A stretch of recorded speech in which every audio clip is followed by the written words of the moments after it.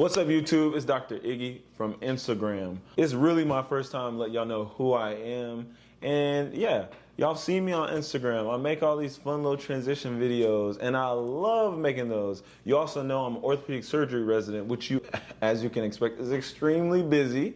I mean, I'm working around the clock. And a lot of y'all ask me, how do you do both? Well, I'm glad you're here. Welcome to my YouTube channel. My name is Dr. Iggy. I'm from Dallas, Texas. I'm an orthopedic surgery resident in my last year of training. I'm going to do training after this in spine surgery for a year, and then after that, hopefully treat people on my own.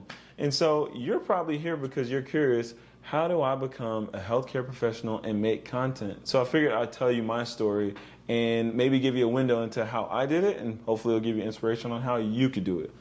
So first thing you need to know is I'm the fifth born of 6 Nigerian, first generation Nigerian Americans. I don't know if I said that correctly.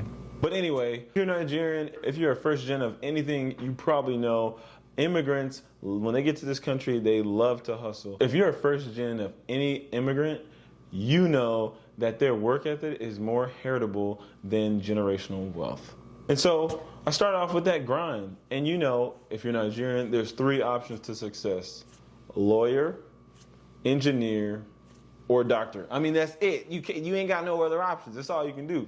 And so, yes, maybe I fell into the stereotype, but more specifically about my story, I actually wanted to be an engineer. That's what people don't know. I wanted to be a biomedical engineer. I felt like growing up, breaking apart all these electronics and vacuums and computers made me a better engineer than a physician. Well, what had happened was I got to undergrad and I wanted to major in engineering, and I had a counselor who actually discouraged me from doing engineering. And so I called my unbiased sisters, who were both kinesiology and pre-med as well, and they both said to major in kinesiology. So that's where I went. I started kinesiology and I loved it. I actually broke my pinky toe. And in my first semester of anatomy and physiology, I learned about how bones healed. And that's really what got me in. I said, okay, the body is just another form of engineering. It's literally the same concept of engineering. You got wires, which are like nerves. You got arteries, which are like energy deliverers, such as batteries. You got mechanics, you got joints, just like hinges on doors. And so I basically realized, I had an epiphany that the body is just like any engineered machine, except the body has a soul, like you, and our souls can connect. So I felt like doing medicine was a better way to connect with humanity and serve humanity. And so that's when I started my pursuit for a medical career and a medical degree.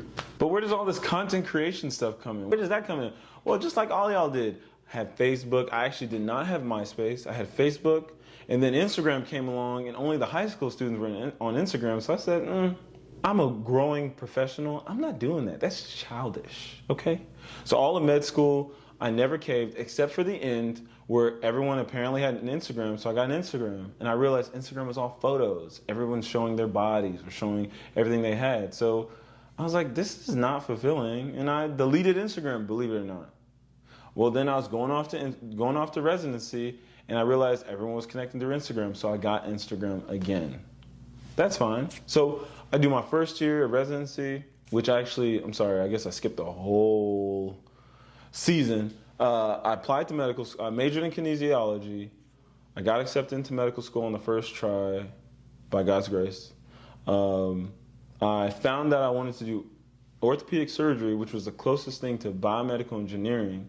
And so I did that, and I hustled, I got accepted, I started my residency. Intern year, as you know, is probably the hardest. In orthopedics, you do 6 months of general surgery, and then you do 6 months of orthopedics. And I did orthopedic surgery first. It was like learning how to be a doctor and learning how to put in orders. But then also you're trying to learn how to be a surgeon. Oh my gosh, it was very challenging. The second 6 months of my the second 6 months of my intern year was actually general surgery. So it's like I was going backwards, Like I'm here doing the things I want to do, but I'm also trying to learn how to be a doctor. But then I'm also going backwards and doing the things I was running away from, which is general surgery. And you're taking care of patients with bowel problems or, acute traumas where patients are on the brink of death, which honestly, even though in medicine that's what we deal with, I realized that that wasn't my strength or passion. So I chose a profession where I'm not necessarily always involved with that. So doing general surgery was really challenging. And so fast forward, now I get into my second year where I'm only doing orthopedic surgery, my passion, my love, what I came for. And it was extremely challenging. I mean, now people are relying on me to make proper diagnoses, to see several patients, and even learn how to do surgery. This was a lot. And I found myself, again, pulling away from my social circles. And I found myself, almost even on an island in residency. No one could relate to me. None of my past friends could relate. Then the COVID pandemic happened, COVID-19. And all elective surgery was shut down. And what you don't know is, well, I assume you don't know, but what most people don't know is that orthopedic surgery is 70 to 80% elective surgery, which means 70 to 80% of our productivity went down to zero. And so what are we going to do with all this extra time? I found we had ample time off rather than working in the ER, doing surgery, rounding on patients. There are way less patients to take care of. And so what is everybody doing? TikTok, Instagram, social media. And so I had some friends approach me about doing what's it called? What is that thing? Don't rush challenge. Don't rush. Go touch.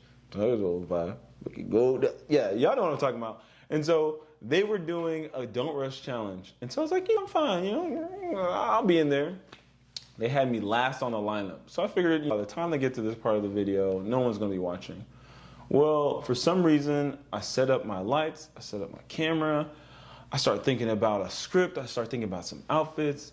And so I spent like the whole, I spent like the whole morning getting ready to do this video where I'm only gonna have like a 5-second snippet or less. And I ended up working really hard on it for some reason. And my friends put it together, they post it, and it goes viral. And the video goes viral, and then I look through the comments, and as I look through the comments, a lot of people are mentioning that I was extra, that I was doing the most, but people liked my transition. They said it was smooth. And I looked back and realized that all the energy and time that I put into it didn't feel like work. And so I married the two and realized I had a passion, and it was also palatable to people who are watching. And I realized that maybe I can do the social media thing. Eventually I got TikTok. I sipped the Kool-Aid, got TikTok. And then, I start learning through TikTok how to make edits. I start making up my own edits. I start, in my free time, just thinking about, ooh, this would be a cool concept. And so I start mixing in my social media involvement with thinking about ways I could convey my life in an artistic fashion. And eventually I start doing that. I start just making videos, goofy, low quality, and I see them they start trending. They start getting attention. And eventually my audience on TikTok starts growing. My Instagram actually grew in a separate way. Something else that was going on was, as you know, during the COVID pandemic, there was a lot of protests. And so, there were a few events that happened that made me start thinking about, man, what if that was me? What if that was me out running? What if that was me, just caught in a bad situation? And I also thought about, well, what if that was me in my scrubs? And so I made some artistic piece where I was wearing both scrubs and my hoodie, and I posted it on social media with a little caption, and it went viral. And there's two sides to every coin. Some people liked it, some people hated it. But what I realized is that there's a whole new community of people that understood this idea, and I guess I didn't feel alone anymore. And so what I started to do was just transfer my content from TikTok to Instagram.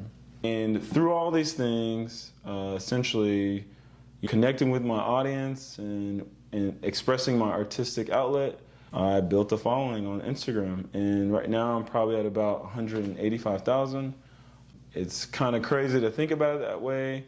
And so I now, because Instagram and TikTok are so focused on short form content, I felt like maybe I should come to YouTube to share my story in a more long form format. We have a channel on Instagram called Faith in Medicine, And so I use that to get a lot of ideas of what videos to put out. But I also realized, like, you know, this is YouTube, and I think it's helpful to just share my story, and hopefully it'll inspire somebody out there to, you know, start expressing their own story and recording their own story.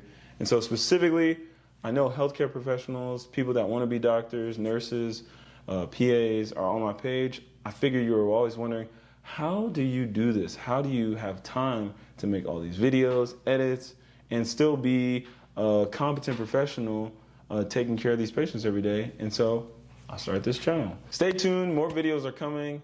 If you have any questions, put it in the comments, and I'd love to give more insight into how I got here today. Once again, this is Dr. Iggy. And we'll catch you next time. Before I forget, if you're happy to be here like I am, feel free to click that like or subscribe button, and look forward to our next videos. All right, bye-bye for real.